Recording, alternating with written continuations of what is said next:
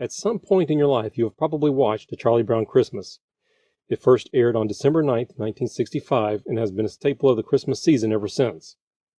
But bringing that 30-minute animated special to the small screen was not an easy task, and there were many challenges along the way, including the fact that the network did not even want to air it. Well, there is more to the story. The idea came from Coca-Cola. That's right. The soft drink giant was looking to sponsor a Christmas special and decided they wanted to do one with the Peanuts characters. In fact, in the original airing of the show at the beginning, Snoopy slings Linus around and tosses him right into a sign that says, "Brought to you by the people in your town who bottle Coca-Cola." And then at the end of the credits, another message pops up that reads, "Merry Christmas from the people who bottle Coca-Cola."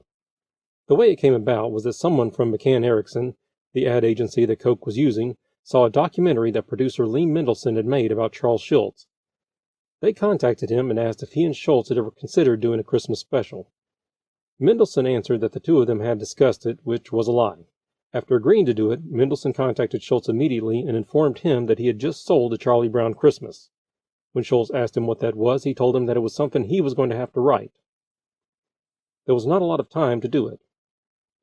Mendelson had received the call about the special on a Wednesday and agreed to do it, but he had to have an outline ready for Coca-Cola by the following Monday. He and Schulz got together and brainstormed an idea that included snow, skating, and a Christmas play. Once that was approved, they had 6 months to get the project completed. Originally, Coke had wanted an hour-long special, but Mendelson and the animator Bill Melendez felt that 30 minutes was long enough for an animated television show. The tree was inspired by a Danish folktale. During the previous Christmas season, Lee Mendelson and his wife had read a story to their children entitled The Fir Tree. The story, written by Hans Christian Andersen, was about a tree that wants to be taken to someone's home and decorated for a Christmas celebration. This gave Mendelson the idea to use a tree as part of the story. Charles Schulz connected with the idea and thought it should be a tree that only Charlie Brown could relate to and love.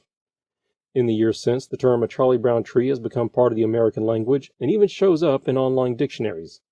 And during the Christmas season, people can even find a replica of the tree at most retailers to decorate their home. Snoopy almost talked.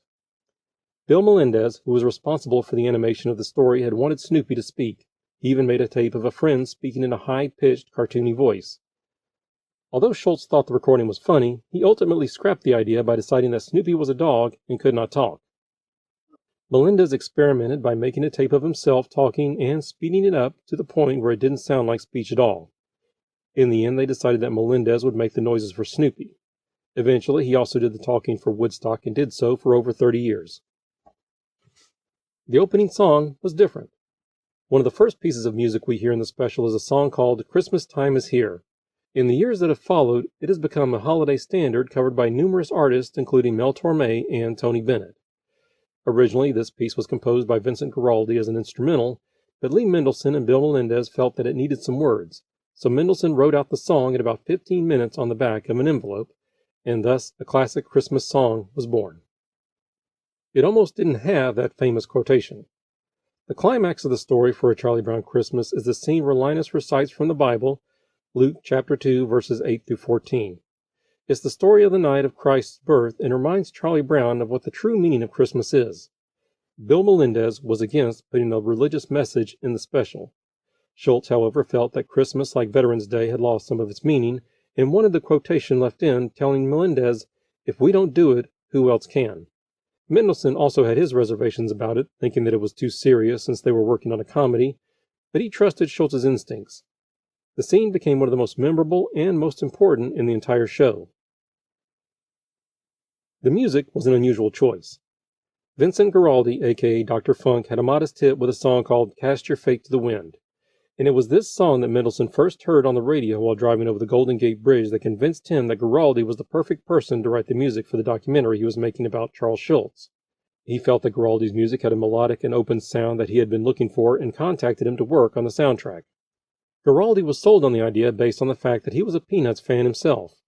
It was for this documentary that Guaraldi first came up with a familiar Peanuts tune known as Linus and Lucy. In fact, he was so excited about it, he called Mendelson and played it for him over the phone. When Mendelson decided to use Guaraldi's jazz style for the special, CBS, the network that was to air it, didn't think it was right for the show, but Mendelson stuck to his decision. Guaraldi went on to score 15 Peanuts specials and films. Although he died relatively young at age 47, the music he created for Peanuts went on to inspire many other artists, including Dave Brubeck, George Winston, Wynton Marsalis, and Dave Benoit, who composed several Peanuts specials between 1988 and 2000, and also said that it was the original music he heard on A Charlie Brown Christmas that encouraged him to become a jazz musician. And the soundtrack for A Charlie Brown Christmas is still one of the top-selling holiday albums every year. The voiceover work was challenging. For the special, Mendelsohn, Schultz, and Melendez took the unusual step of using untrained children instead of professional voice actors who could sound like children. Peter Robbins, who did the voice of Charlie Brown, had already had acting experience in a number of shows and commercials, but found it strange having to act depressed for a Christmas special. Christopher Shea, who played Linus, spoke with a lisp, but they thought it gave a sweetness to his delivery, and were impressed when he read the first passage with a sense of power and authority. Due to the difficulty Shea had reading, Melendez had to feed him some of his lines.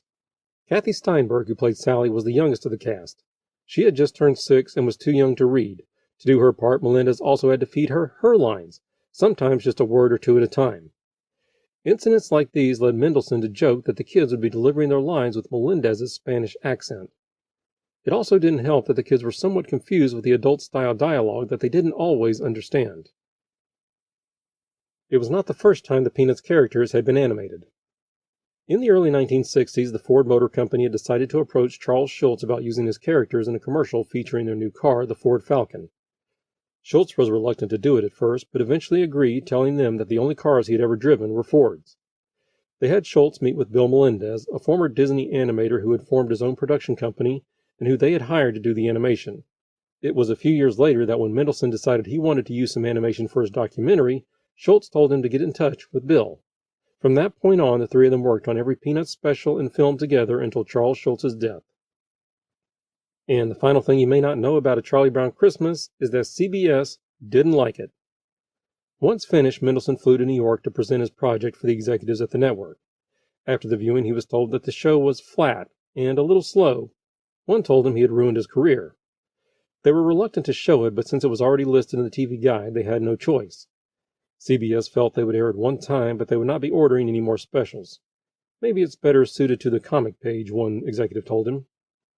Another problem was that they had already arranged for a television writer, Richard Burgheim from Time magazine, to screen the show, and were hesitant to even show it to him. To their surprise, Burgheim gave it a glowing review, and A Charlie Brown Christmas went on to become the #2 rated program in the nation, second only to Bonanza. The special also went on to win an Emmy for the Best Animated Network Special. And CBS, who thought they were only going to air it once and not order any more, ended up ordering 4 more Peanuts specials and aired A Charlie Brown Christmas every season for 35 years. So there you have 10 things you never knew about a special that anyone born after 1965 almost never saw. If you like this video, check back for more where we discuss books, movies, pop culture, or anything else that may sound interesting.